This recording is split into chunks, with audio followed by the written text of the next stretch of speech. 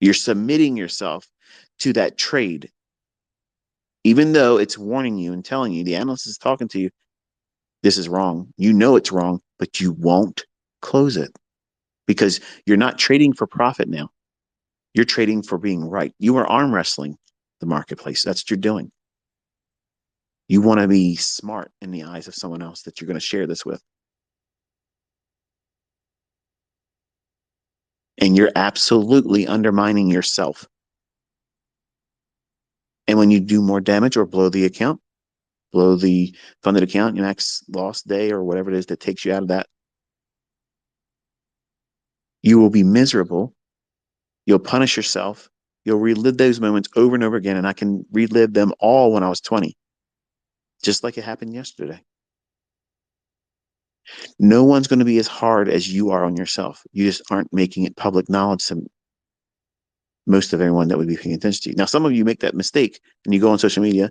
Oh, this is hard. I'm always screwing up. You're inviting more people to confirm what you're feeling, which is going to do what? Anchor more weight to that negative result, which is going to do what? Create fear, anxiety, depression. And that's not how you grow. You have to know that what you're doing is not a pursuit of being right. In the moment, the very moment that you now have these impulses inside of you, that you have to prove something to yourself, or worst case, prove something to other people, you're not trading your model. You're not even trading soundly. You're gambling on the chance of you being right.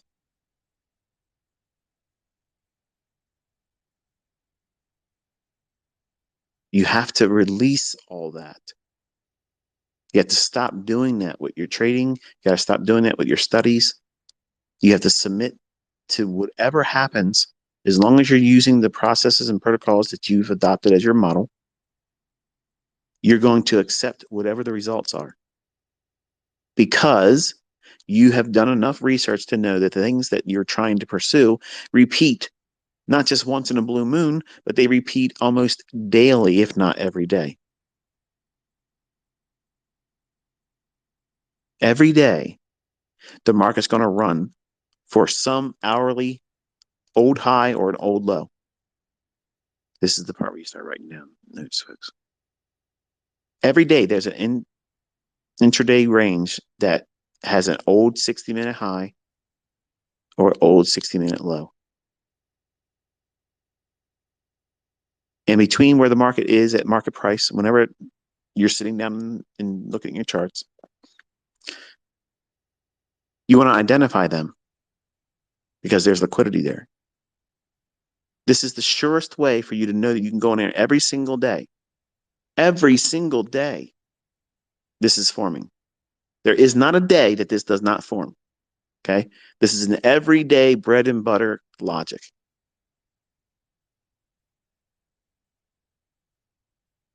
You mark out your 60-minute highs and lows.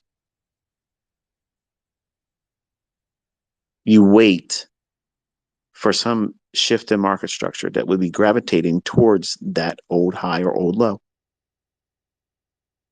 Once you have a shift in market structure, using just what I taught in the 2022 model, you wait for a fair value gap. As soon as it trades into it, you engage. Half of the range from wherever you're getting in to that old high or old low, whether you're aiming for a bull move or bear move, matters not. As soon as it moves half of that range, half your trade comes off. Stop the break even. And you submit to whatever happens then. That's it. That's all you have to do. That is a complete model. Don't risk more than 1%.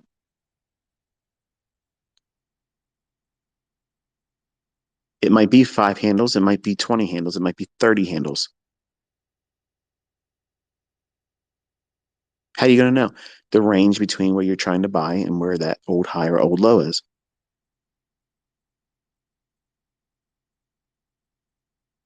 That fair value gap exists every day. liquidity above old highs and old lows, below old lows rather. That's there every day.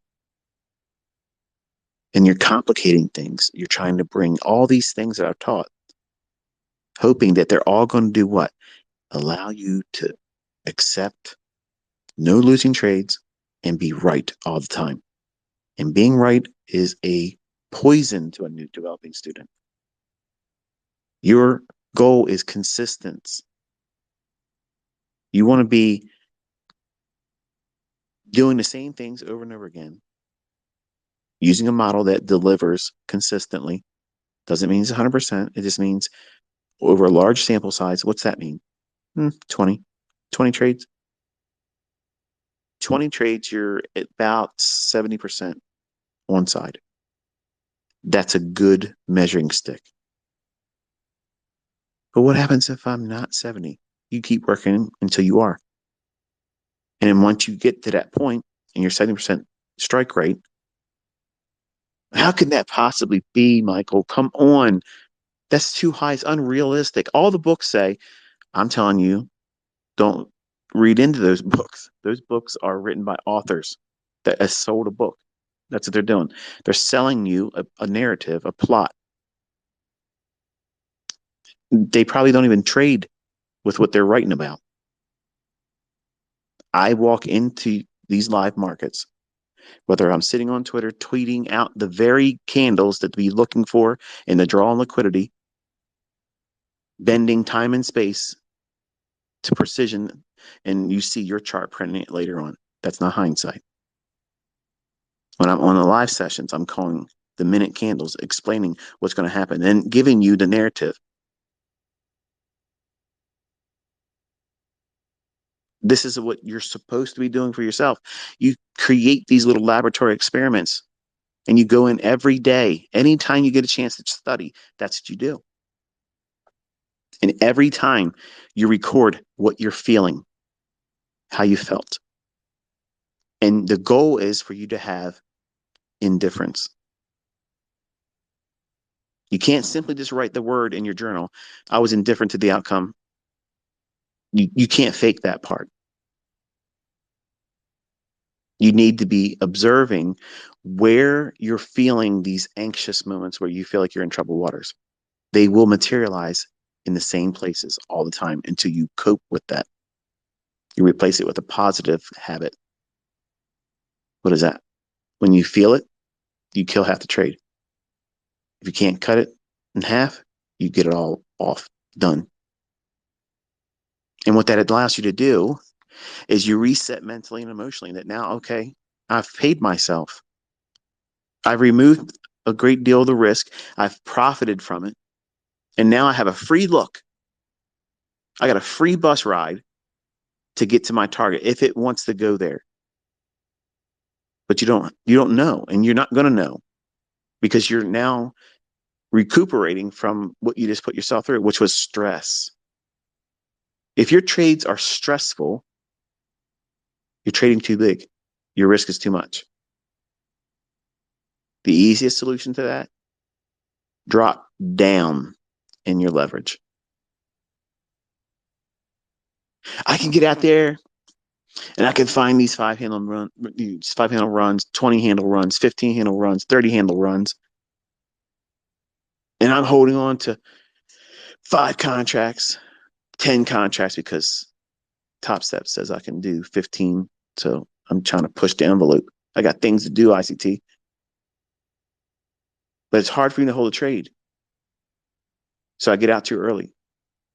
What am I doing wrong? You're over leveraging. You're trading too big. You haven't given yourself time to grow up into 5 contracts, 10 contracts, let alone 15, what guarantees you're going to blow your account. That's what they want. I want you to trade with 1 contract. Look what I did with the TD Ameritrade account last year. I doubled the account, trading 1 contract with lots of losing trades to showcase my students. I mocked up, draw down, put myself in situations they asked me to do. This is what I do, and this is where I fall victim to it. How would I do that? I went in there and actually did it with real money. Took 25,000 to over 50,000, 5.5 weeks, one contract. Now, $25,000 a month, that's probably good for most of you, even if you are doing well. And if you could get just 1/4 of that consistently, that can change your entire life. Imagine if your mortgage was paid, half your mortgage was paid, half your mortgage and a car note and insurance. That's a blessing. But much like trying to make those ends meet, some of you want to just be able to quit your job right now and get away from Carl and Bruce. And you're rushing it. And you're thinking that as long as I'm right, as long as I'm right, I'll get there quicker. And quicker is not the right thing. You got to be on time. It's the same goal you have when you go to work. You want to arrive on time, in one piece, prepared to do your job. You can't rush success. You can't. It doesn't work that way. And placing so much emphasis on arriving sooner than what's realistic. Think about it. When I used to have to go to work in the morning time, I had pretty much a straight shot because I'd get up really, really early. Drive a 45-minute drive, 40-minute drive in 20 minutes, speeding, admittedly. But I hated going home because I would be in rush hour traffic. Think about what you do to yourself sitting in traffic. You know damn well there's 150 friggin' cars in front of the one in front of you. You know that. But your limited myopic perspective is this asshole's holding you up. So what are you doing? You're riding on his bumper or her bumper, looking in the rear mirror. Yeah, look at me, bitch. Look at me so I can tell you you're so-and-so. What did you do? You lost the plot.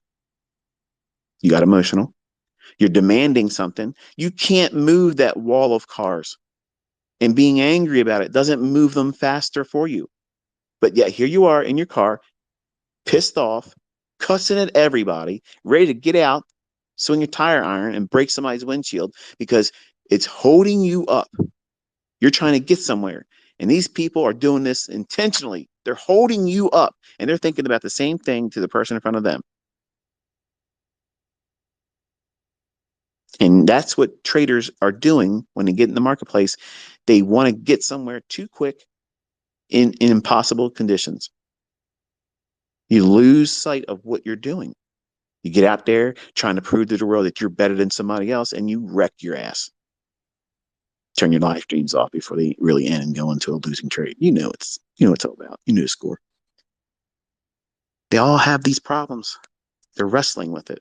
You're wrestling with it because you're trying to do more than what's required. Follow the model. Follow the rules. Listen to the analyst in you. When it tells you you're in troubled waters, you do not flake out like you're in rush hour traffic, thinking that you're going to be able to bully everyone out of your way.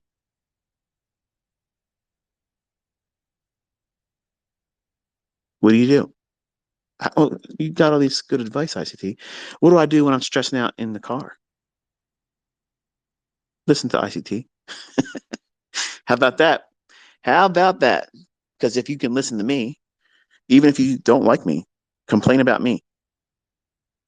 Oh, bitch, you're a demo baller. We don't see you trading a live account in live. Go ahead, put your attention there. I'm a therapy. Okay. Because if you're doing that, you won't get yourself in some kind of road rage event. And you'll probably get home safely. And you won't be worrying about the traffic. You'll be distracted. And that's what the process does for those individuals that when they get in troubled waters and they're in their market and their trade is causing them anxiety. As soon as you take half off or close, if you can't do any partial half, what you have done is you've distracted yourself. You've removed that need to be right. But I could be making less money if it goes to my target. Yeah, you could. But what are you gaining? Peace of mind. You're engaging with a now resumed approach to holding no hard line. It has to be my way. When you first put the trade on, you may have had a clear vision about what it is you're expecting to see in the chart, how you're going to ride it to that profit objective, but something changed. And you have to be sensitive to that, allowing the analyst to speak to you through your conscience, say, okay, you know, this is probably not going to pan out right now. So what we should do is take half of this off, roll the stop to break even if it's not already there. Or if you have it in a trail position, don't squeeze it anymore. Just leave it there. If it turns on you and stops you there, who cares? I show you that it happens with me. I'm doing that to teach you. I'm showing you that. I can get in the trades and do full pulls, and that's all I'm going to do. But I'm a practical teacher. I'm telling you how to grow into that stage. You just can't do it right out of the box. You can't. Your mind won't let you. And the people that are highly opinionated about how this stuff doesn't work, I can't do it, you won't be able to do it, you're going to fail, they're not providing anything as an alternative with consistency. So why the fuck are you listening to them? You already have enough on your plate. You know what you're wrestling with. So turn off all of that static, white noise, and listen to your conscience. Your conscience is going to talk to you if you've been doing everything I'm telling you to do. It will guide you because of the experience you've placed in its hands. That analyst is going to guide you when it's troubled waters.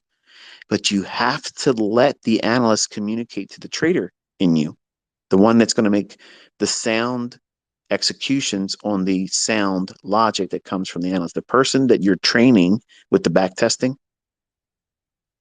the person you're training to observe the opportunities in reading old data and watching real-time price action and tape reading, and in the walk forwards, and then finally doing the demo, that's when the trader arrives. He or she has no function in any of this until you get to demo. So the trader in you should not be talking about, I want to buy here, I want to sell here, I would do that, because that's not the trader talking. That's retail Rick. That's the gambler in you. So you've got three people inside of you right now that's going to be wrestling to be in the driver's seat. The analyst needs to be shotgun all the time. The analyst is right next to you all the time, and you're wanting to hear the logic that part of you, when it's time for your conscious to say, okay, you're in a position that's probably not as good as we thought it was. Do not listen to jokers and clowns out there looking for clout that tell you just got to have conviction for your trade. If you know that you're absolutely 100% uncomfortable and you are not able to focus on the trade, you are absolutely doing things backwards. And these same people, you never see them execute anything, not even recorded. They don't prove anything. They prove they have an opinion that nobody should listen to. There's this clout police force that's forming, and they're out there trying to keep your attention from learning how to do this. And you're seeing people now bringing real receipts with real money, and now they're uncomfortable because they don't have that. They don't have anybody proving that what they're doing or what they've done is making them any money. See, we're getting into the thick of things here now. The rubber's meeting the road, coming down to the brass tacks. And those that are submitting themselves properly are getting results. And all the old things that they used to be able to say about what we do here, they're finding that it's being met with a bulletproof vest, and it's wrecking ball proof, atomic bomb proof. You can't beat proof with real money, with real receipts, with real interviews from companies that pay these individuals. I don't own any funded account, so I'm not scripting anything. So they're doing something right. And that's the following of the process and the model. And you hear it in their own testimonies that they struggled, just like you're struggling too, but they kept pressing forward. I'm sure they saw all the things and hear all the things that all of you hear. You're never going to get it. This is becoming retail. This is never going to be retail. Look how many people talk about it. That right there is a testimony. As long as we got all these people hating on the idea, it ain't going to be retail. They want you to think that because they're insecure. They want you to feel like this is the worst thing for you to be doing. You should be following their garbage. Listen to their bullshit. Don't take partials. Trade animal patterns.